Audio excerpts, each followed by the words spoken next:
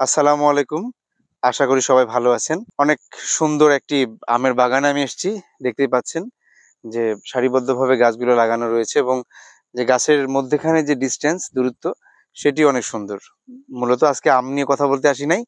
আজকে আরেকটি ফসল নিয়ে কথা বলতে আসছি। দেখতেই পাচ্ছেন যে আমার সামনে সাইডে বা পেছনের দিকে প্রচুর পরিমাণে এই ফসলটি করা হচ্ছে।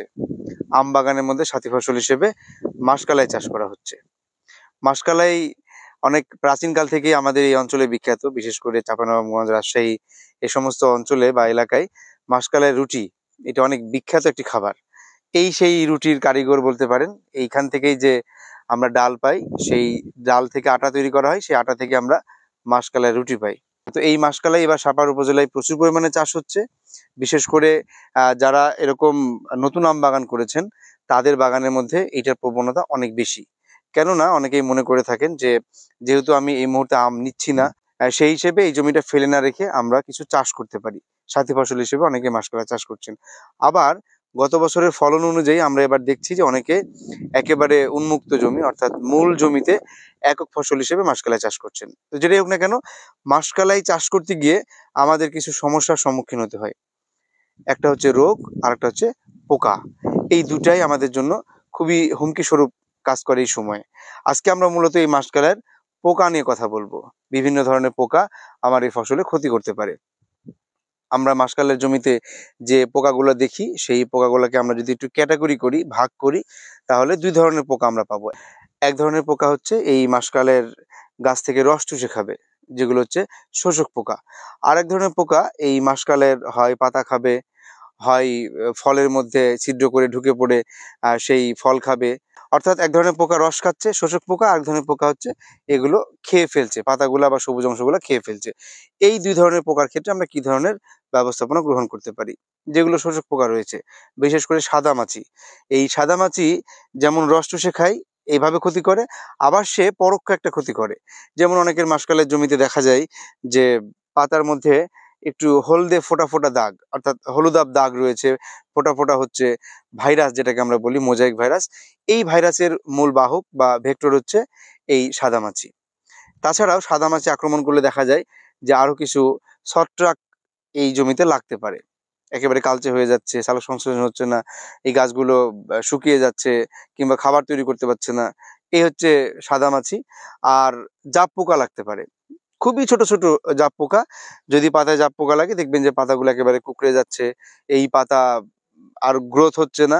সেই গাছের মধ্যে ফুল ফল এমনিতেই কম আসছে। আবার জাপ পোকা যে শুধু পাতায় লাগছে তা না। ফুলের মধ্যেও লাগতে পারে, ফলের মধ্যেও লাগতে পারে। এই ২ টা পোকা শোষক পোকা। এরা সাধারণত রস চুষে খায়। এই ধরনের পোকা যদি আপনার জমিতে দেখেন বা লাগার সম্ভাবনা রয়েছে, এরকম ক্ষেত্রে আমরা চেষ্টা করব সিস্টেমিক টাইপের যে ইনসেক্টিসাইড রয়েছে, যেমন বাজারে গেলে দেখবেন ইমিডাক্লোরোপিড পাওয়া যায় বা থায়ামিথক্সাম পাওয়া যায়। এই সমস্ত কীটনাশকের যেকোনো একটি সঠিক ডোজ মেনটেন করে আমরা আমাদের জমিতে স্প্রে করার চেষ্টা করব। তাহলে আমরা শোষক পোকা থেকে আমাদের এই ফসলকে রক্ষা করতে পারবো। আর স্প্রে করার সময় অবশ্যই যিনি স্প্রে করবেন তাকে খেয়াল রাখতে হবে এই যে মাসকালে যে পাতা রয়েছে, এই পাতার নিচের দিকে সাধারণত এই পোকার উপস্থিতি বেশি থাকে। সুতরাং উপর দিকে স্প্রে করলে অনেক সময় নিচের যে পোকাটি রয়েছে বা পোকার ডিম রয়েছে সেগুলো আহ, যেভাবে ছিল সেভাবেই থেকে যায়, তাদেরকে আমরা মারতে পারি না। এই জন্য যিনি স্প্রে করবেন যদি সুযোগ থাকে তাহলে স্প্রে নোজেলটা একটু ভেতরের দিকে দিয়ে স্প্রে করার চেষ্টা করবেন।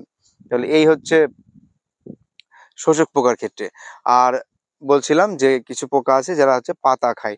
অলরেডি আমি দেখতে পাচ্ছি যে এই বাগানের মধ্যে অনেকগুলো পাতা এই যে খেয়ে একেবারে জালের মতো তৈরি করে ফেলেছে। এই যে একেবারে মনে হচ্ছে জায়গায় জায়গায় খেয়েছে, জালের মতো তৈরি করেছে, কিন্তু আমরা কোনো গাছে কোনো পোকা দেখতে পাচ্ছি না।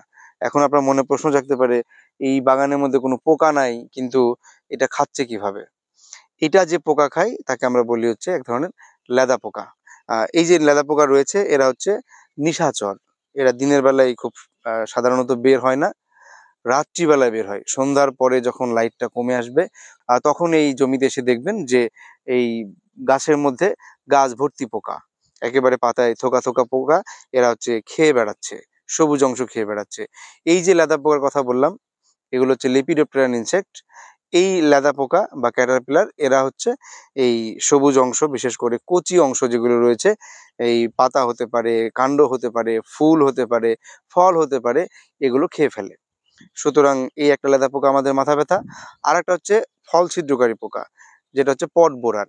এই ফল ছিদ্রকারী পোকা শুধু ফল যে ছিদ্র করে তা না, ওরাও আবার এদের মতো করে কচি অংশ খেতে পারে। আর একটু কচি অবস্থায় একেবারে নতুন কেবল বেরোচ্ছে এরকম পর্যায়ে থাকলে সেই অবস্থায় আমরা দেখেছি যে ওই পোকাটি কিছু পাতা খায়, কিছু ফুল খায়, আবার ফল ছিদ্র করে ফলের ভেতরে ঢুকে আমরা যে বীজ, যেটাকে আমরা ডাল হিসেবে খাচ্ছি, সেটাকে খেয়ে ফেলে এবং আমরা যে ফল চাচ্ছি এখান থেকে সেটিকে নষ্ট করে ফেলে।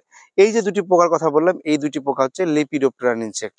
এদেরকে মারতে হলে আমাদেরকে একটু অন্য ধরনের কীটনাশক ব্যবহার করতে হবে। যেমন আমরা অ্যামামেকটিন বেনজয়েট হতে পারে, ফিপ্রোনিল হতে পারে, এই টাইপের যে কীটনাশকগুলো বাজারে পাওয়া যায়, আমরা এগুলো এই পোকার ক্ষেত্রে স্প্রে করার চেষ্টা করব।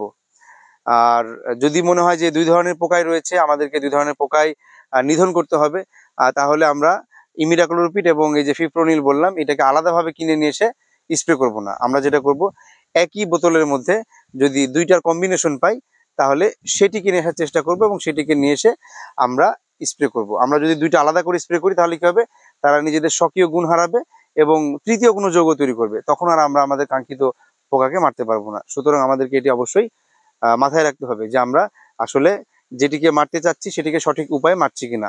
আমরা একাধিক কেমিক্যাল ব্যবহার করব না। Imidacloprid plus fipronil, imidacloprid plus emamectin benzoate, এই টাইপের অনেক কীটনাশক বাজারে দেখবেন পাওয়া যাচ্ছে, সেগুলো নিয়ে এসে সঠিক ডোজ মেনটেন করে স্প্রে করবেন। আর মাসকালাই কিংবা অন্যান্য যে কোনো ফসল চাষ করতে গিয়ে যদি মনে হয় যে আপনার কোনো পরামর্শের প্রয়োজন, তাহলে অনুরোধ থাকলে আপনি আপনার নিকটতম উপজেলা কৃষি অফিসে যোগাযোগ করুন, অথবা আপনি আপনার ইউনিয়ন বা ব্লকে যে উপসহকারী কৃষি অফিসে রয়েছে তাদের সাথে যোগাযোগ করুন, তাদের কাছে পরামর্শ নিন, পরামর্শ নিয়ে খুব সুন্দরভাবে ফসল চাষ করুন। আপনাদের অনুপ্রেরণা আমাদের স্বপ্ন পূরণ অঙ্গীকার।